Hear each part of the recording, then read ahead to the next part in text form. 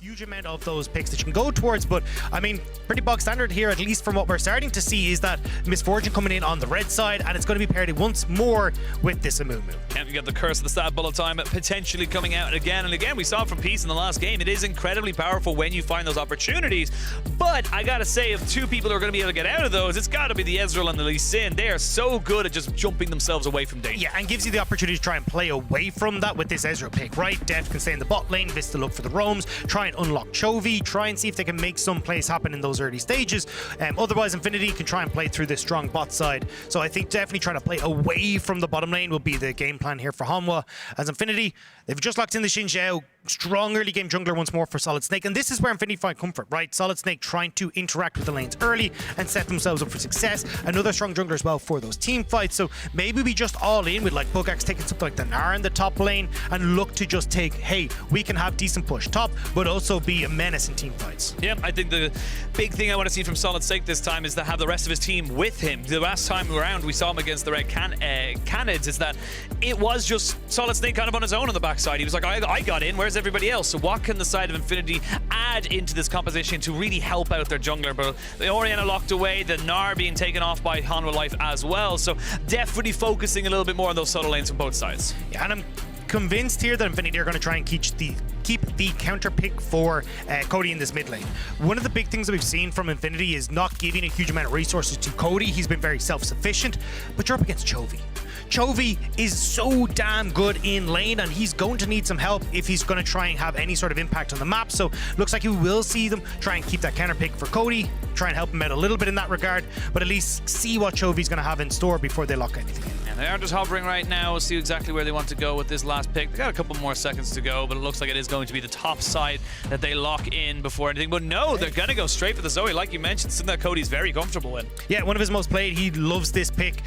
Crazy strong on it, and just an easy one, right? You're like, right, it's not going to fall into too many issues in this mid lane, just decent clear, keep it nice and simple, and then look to have that big impact when you're able to play off the terrain around these objectives. And looks like we're just going to match push with push, so Chovy might go back towards the Azir here. He's played this a lot in the LCK, and if that's the case, I mean, Azir mid, Ezreal bot, we're looking at a little bit of a slow, I'm going to say, early game. A slower tempo in the early game coming out from Hanwha. But again, we talked about it last time in the game against LNG as well, is that this is their comfort zone. This is what they enjoy doing. This is how they find themselves getting those wins that they need. It's all about the slow choke out, suffocate your opponents and make sure that you're the ones coming out with the advantages. And I honestly, maybe Morgan goes back to, well, we'll go back towards Renekton. So as you highlighted, right, one of the two big picks that we've seen Morgan go towards in LCK, especially in playoffs, was the Camille and was the Renekton. Now, Renekton falling out of favor with all the changes to his stun, right? Not giving as much time, making it a lot more difficult for a jungler to try and play around the Renekton,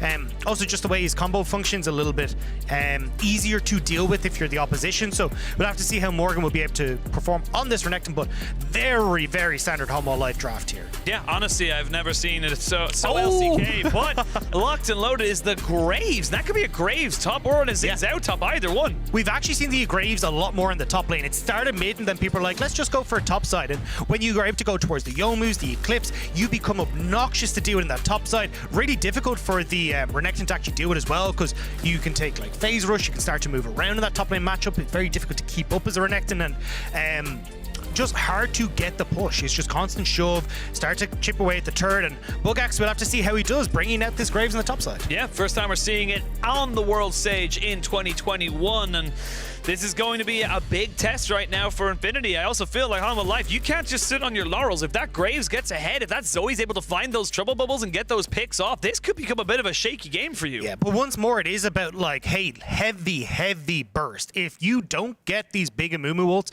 off on key targets, the game plan kind of goes out the window. You've got a lot to fight back with as Hanwha Life. So definitely Infinity Esports going to be looking to try and get control of this game early and see if they can find these fights at like the Rift Heralds, early Dragons. Do anything you can to force Hanwha Life into fights early. But of course, the longer this game goes on, the more we tend to lean towards the LCK 4th seed. And the Azir, the Ezreal, hell, even the Lee Sin to an extent, just being able to set up so nicely is going to be such a pain for Infinity to try and deal with if they they let it to just slide off to into the distance. Yeah, and that's one of the big things here. I feel like there's going to be a hell of a lot of attention on top side, right? You've got the Lee Sin Renekton set up. Let's see if we can try and play through that. But on the opposite side, you want to try and keep this Grave safe. So unless he's actually snuck around the corner, so they didn't actually see him. Interesting. I thought that would have had enough vision, but no, they do not know. And SolidSnake is there, but they're going to have a pretty decent guess now with the bot lane gone missing. Yeah, especially with Whitelotus might have just pipped onto that ward. So you can see here Hanwha well aware of this.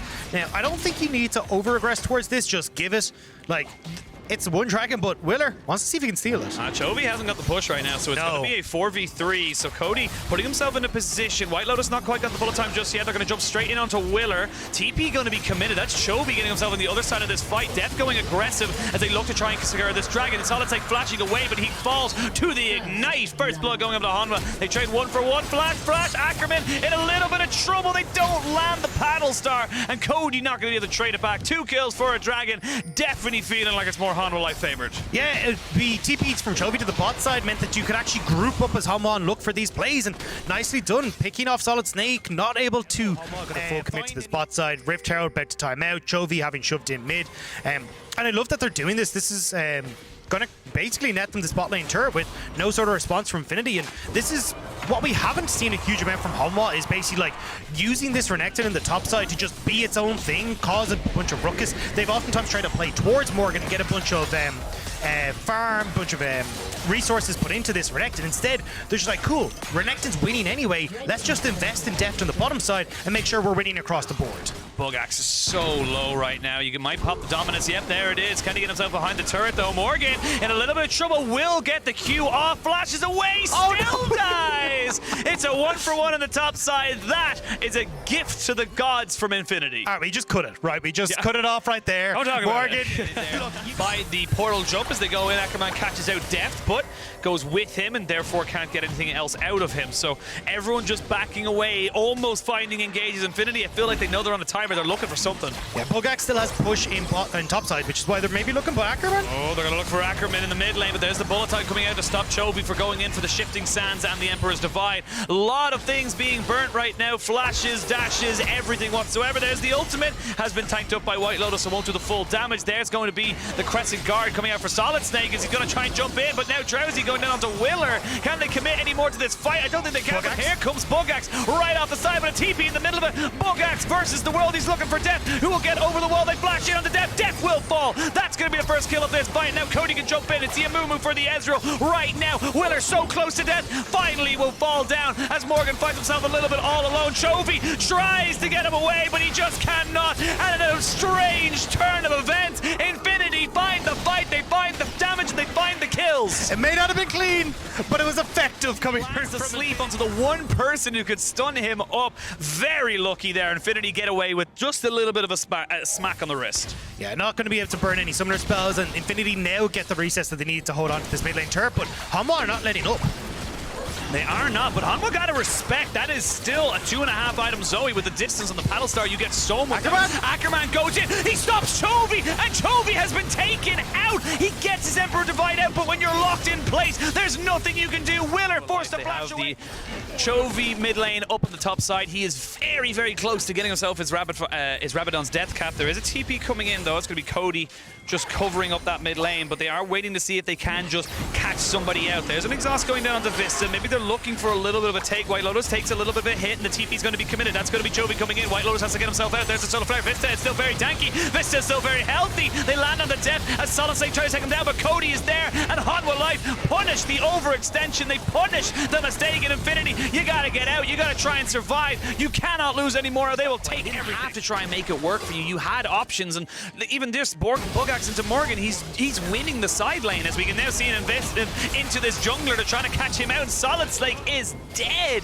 That's just an easy, quick kill, and Hanwha Life starting to pick up the pace. And I mean, Baron's on the cards as well now, right? 26 minutes into the game, you've got a 3-kick goal lead at Azir with a Rabadon's deck cap. That will not stand for very long as Buggax is still trying to deal with this bot bot lane turret. You gotta be a little bit careful though. Willer will have to be the sole tank of this. As you can see now, Vsta off to the side. They will have the True Shot Barrage land on the 3 people, so I'll pepper them down. This Baron is not exactly quick. Deft and Vsta are the ones keeping him away, and oh my lord, Deft! That is just so disgusting, being able to go that far aggressive, and no, he's gonna be able to get the kill. Yeah, I mean, Deft's feeling himself right now. Divine Thunder, the Muramana completed. He is going to be pumping out damage, and unfortunately, Cody wasn't really expecting it. Now, you get the pick, you get the Baron. Deft should be fine here. He has the flash. There is a little bit of a slow there, trying to jump on top of him, but there's the Immortal Shield Bow popped, and Deft says, cool, I know I have my team lift me. I know that Morgan's on the bot side, so I gotta move forward with this in the top side. So 5 members of Infinity, but you got Chovy and Morgan at the top side. You got the rest of Hanwha hovering in the red side jungle, so you know you are safe to go for this. Deft will get drowsy. Morgan's a little bit isolated away from his team, and they will try and commit onto it. This should be the last fight coming in, so we do get the stuns down. It's double cleanse used as Deft gets himself out. He had himself a QSS, and he had himself a cleanse, so he keeps himself alive. The base is well and truly drawn, hung and quartered as they now look to try and find the last fight. Infinity throwing everything at the wall. They just got this completely separated. They just can't finish off the health bars. They're just so close, but yet so far. Whitelotus trying his very best, but it is in fact Buggax who gets himself a double kill, but Deft knows the rest of the team are low. He knows they're going for it. There's the stun, there's the kills. Is it a triple? It's not quite able to happen. Deft keeps himself alive, and while all this is happening, Chovy's ended the game. Chovy's just chilling. He's like, yeah, guys, just keep him busy. I've got this. Gonna finish off this. I mean, Buggax finally will fall to Morgan's hands, as the base will do likewise to Chovy. It was a valiant last effort from Infinity, but Hanwha Life will get themselves onto the win sheet. They will find themselves a win against the LLA #1 team, as there's the ace coming in. Sniped off to the side. Chovy ends the game. Hanwha Life on the board.